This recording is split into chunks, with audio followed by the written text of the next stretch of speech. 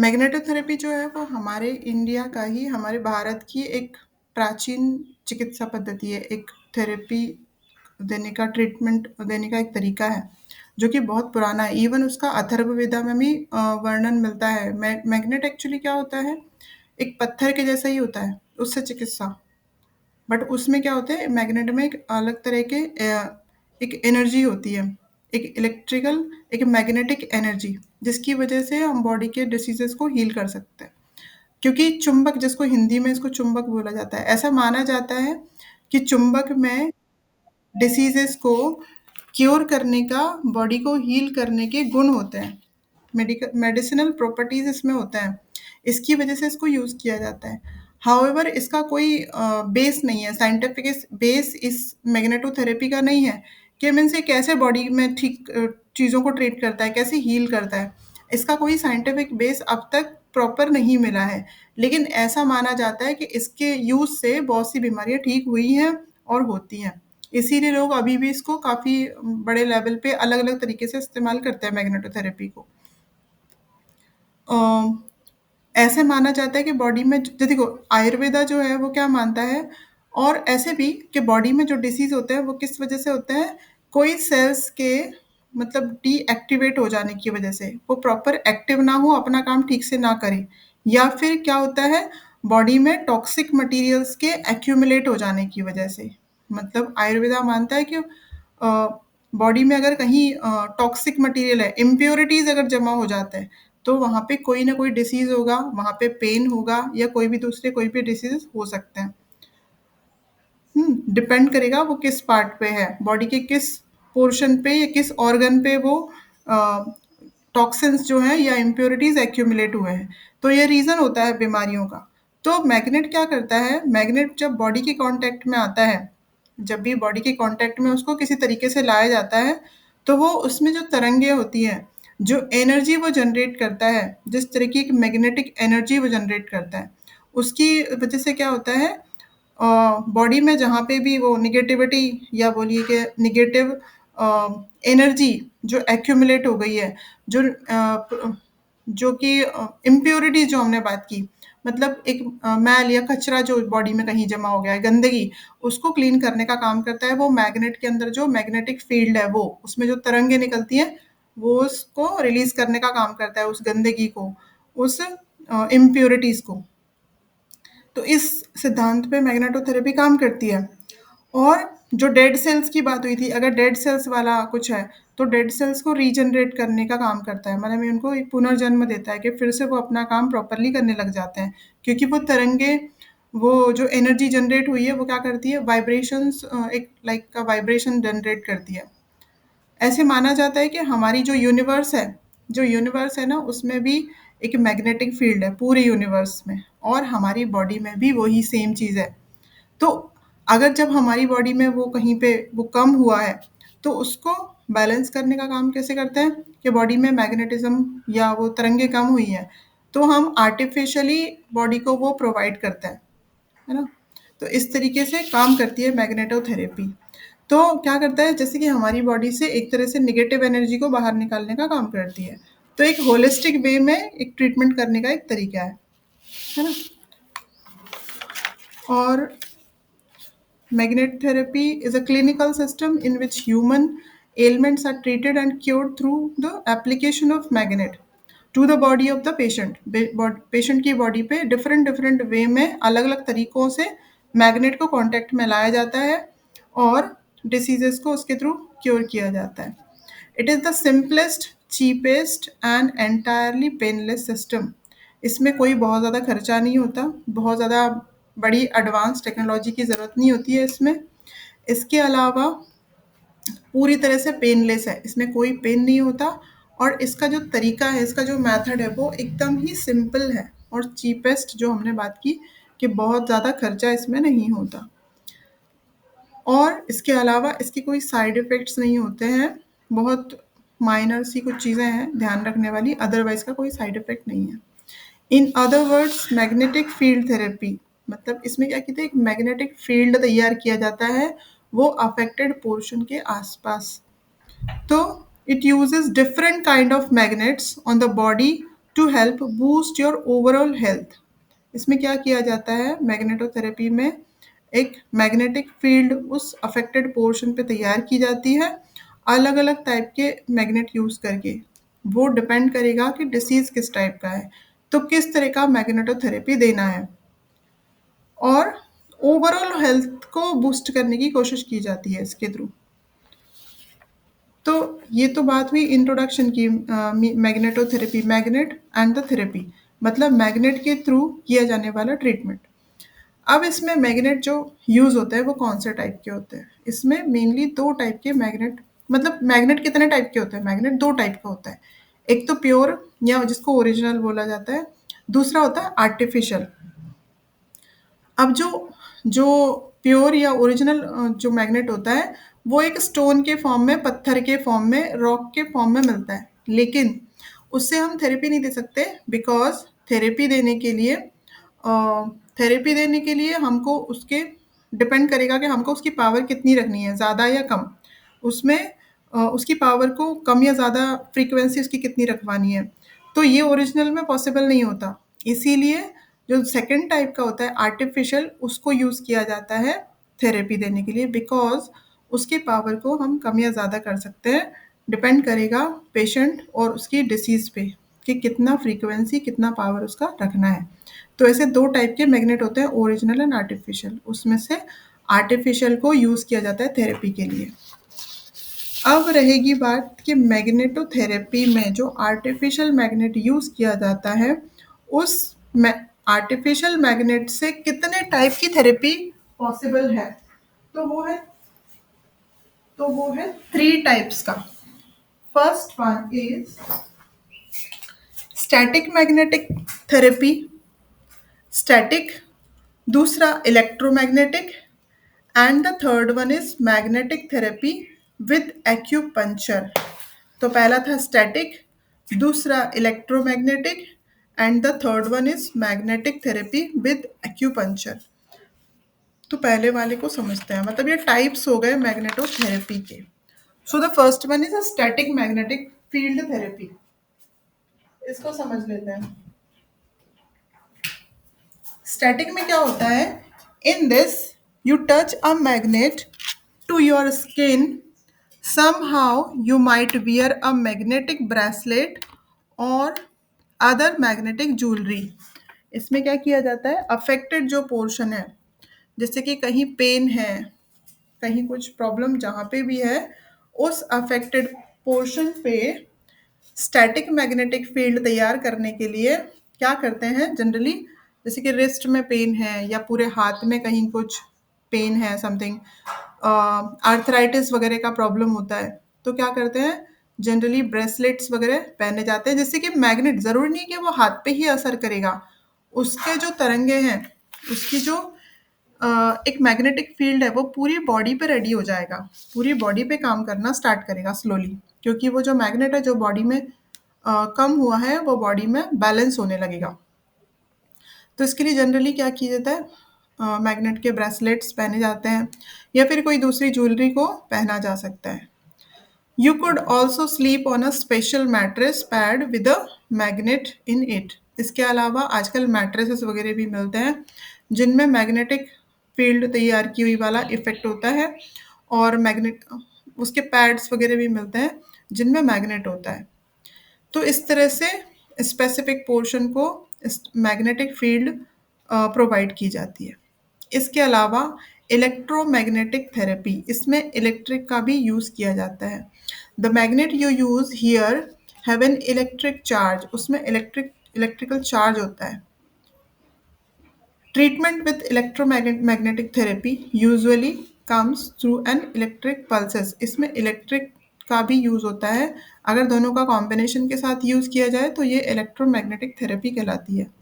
पहली वाली में केवल मैग्नेट हो रहा था यूज़, सेकंड वाली में इलेक्ट्रोमैग्नेटिक है, and the third one is magnetic therapy with acupuncture. That means उस अफेक्टेड पोर्शन पे मैग्नेटिक फील्ड के साथ साथ एक्यूपंक्चर भी दिया जाता है उस जल्दी बेनिफिट के लिए। या समझ लीजिए कि वो डिसीज़ वैसा है कि जहाँ पे एक्यूपंक्चर की भी आवश्यकता है। Magnets go on the same section of your skin that an acupuncturist would probably focus on an acupuncture session. मतलब एक्यूपंचर के साथ साथ में एक मैग्नेटिक फील्ड भी प्रोवाइड की जाती है जिससे कि जल्दी डिसीज ठीक हो. You may here these areas called your energy pathway और चैनल्स. एक्यूपंचर कहाँ दिया जाता है? जो हमारे एनर्जी के पाथवेज हैं उसकी पूरी कंप्लीट उनकी स्टडी होती है. पूरा स्टडी होता है कि किन किन पाथवे हैं जो एनर्जी को फ्लो करते हैं बॉडी में. हमारे जैसे कि हमने हठ योगा में पढ़ा हुआ है हमारी बॉडी में एनर्जी के चैनल्स होते हैं. इन एनर्जी चैनल्स के थ्रू हमारी बॉडी में प्राणों का फ्लो होता है. तो वो उनकी प्रॉपर नॉलेज हमको हो देन एक्यूपंचरिस्ट क्या करते हैं उन एनर्जी के पाथवे में जिसमें ब्लॉकेजेस आए हैं. ब्लॉकेजेस मतलब एनर्जी का फ्लो जहाँ पे रिस्ट्रिक्ट हो रहा है उसको एक्यूपंचर करके वहाँ पे एनर्जी के फ्लो को रेगुलेट करवाते हैं. तो उसके साथ साथ में मैग्नेटिक फील्ड भी देना और साथ में acupuncture is a third type of magnetotherapy. तीसरे टाइप की है. अब डिपेंड करेगा कि तीनों में से कौन सी वाली किस पेशेंट को किस डिसीज पे दी जाएगी. वो डिपेंड करेगा पेशेंट के डिसीज पे कितना सिवियरिटी है. इसका हालांकि कोई साइंटिफिक बेस इस थेरेपी का नहीं है कि ये किस तरीके से ठीक करता है या इस ये जो प्रिंसिपल्स इसके बारे में बताए गए जो कि अभी हम डिस्कस करेंगे वो कितने ऑथेंटिक हैं कितने सही हैं ये बात जनरली अभी तक प्रूव नहीं हो पाई है. बट इस फिर भी इस थेरेपी को यूज़ करके लोगों को काफ़ी फ़ायदा होता है हुआ है और लोग इसको लेते हैं थेरेपी को. Now the principles of magnetotherapy. Principles क्या है? जैसे कि हमने स्टार्टिंग में बात की कि हमारे पूरे यूनिवर्स में ना मैग्नेटिक फील्ड होती है ऐसा माना जाता है. जैसे कि साउथ एंड नॉर्थ पोल आपने सुना होगा.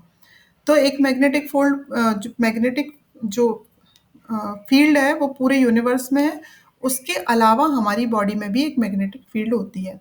जब उसमें बैलेंस नहीं रहता बॉडी के मैग्नेटिक फील्ड में तो हमको डिसीज होते हैं और उसको अगर दे दिया जाए बॉडी को किस तरीके से तो वो डिसीज ठीक होना स्टार्ट हो जाता है. इस प्रिंसिपल पे ये काम करती है. Your body naturally has magnetic and electric field. Body में इलेक्ट्रिक और मैग्नेटिक फील्ड ऑलरेडी होते हैं. All your molecules have a small amount of magnetic energy in them. हमारे जो बॉडी किससे बनी हुई है सबसे छोटा यूनिट अगर कोई है तो वो है सेल. सेल से क्या बनता है? टिश्यूज. टिश्यूज से बनता है ऑर्गन. ऑर्गन से बनता है सिस्टम. सिस्टम मतलब हमारी बॉडी को चलाने वाले सारे सिस्टम्स मतलब उन सब का एकदम जो स्मॉलेस्ट यूनिट है वो है सेल. सेल में कुछ प्रॉब्लम आया तो पूरी बॉडी में सेल्यूलर लेवल पे जब प्रॉब्लम होता है हमको पता नहीं चलता. जब वो बढ़ते बढ़ते टिश्यू लेवल पे आता है देन उसके बाद आता है ऑर्गन लेवल पे और ऑर्गन के बाद सिस्टम लेवल पे आता है. तो कई बार वो ऑर्गन लेवल पे आता है तब जाके हमको पता चल पाता है. तो मैग्नेटोथेरेपी का कहना है कि वो सेलुलर लेवल पे जाके प्रॉब्लम को डिसीजेस को फिक्स करती है. क्योंकि हमारे सेल्स में एक क्या होता है एक मैग्नेटिक एनर्जी होती है. उस मैग्नेटिक एनर्जी के साथ में बाहर से दी जाने वाली एनर्जी को अलाइन किया जाता है बैलेंस किया जाता है अगर वहाँ से वो मैग्नेटिक एनर्जी कम हुई है. ठीक है. द थ्रू इसके पीछे जो थॉट है ना वो क्या है?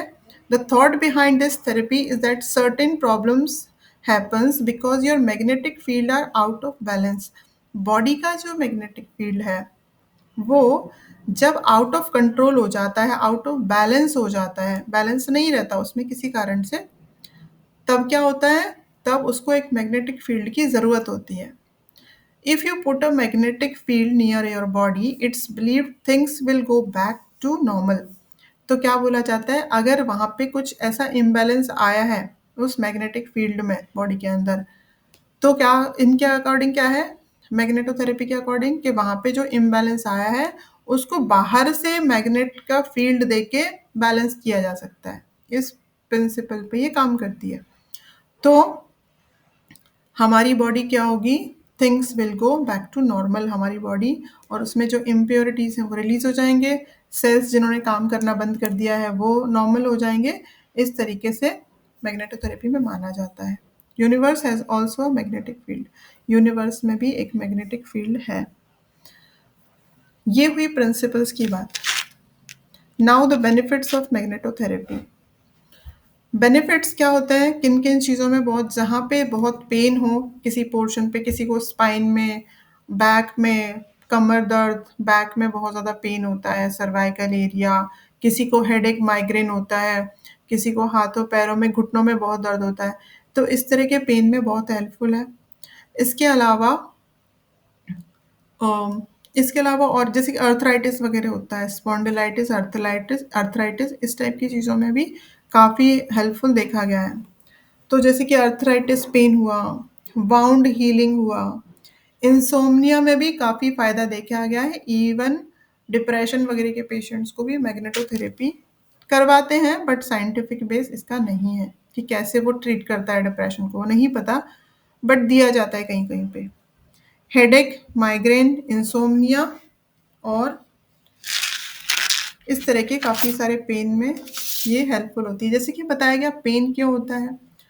उस जगह के जहाँ पे पेन है, वहाँ के सेलुलर लेवल पे कुछ प्रॉब्लम्स आए हैं, तो सेल्स को जाके फिक्स करेगा, टिश्यूज़ को जाके फिक्स करेगा और एक मैग्नेटिक फील्ड जनरेट करके वहाँ पे कुछ तरंगे, कुछ एनर्जी उसको उस पोर्शन को प्रोवाइड करेगा, जिससे कि वो जो मसल्स, टिश्यूज़ हैं, जो सब भी हैं, वो टेंशन उनका रिलीज़ हो जाए और वहाँ पे पेन कम हो जाए।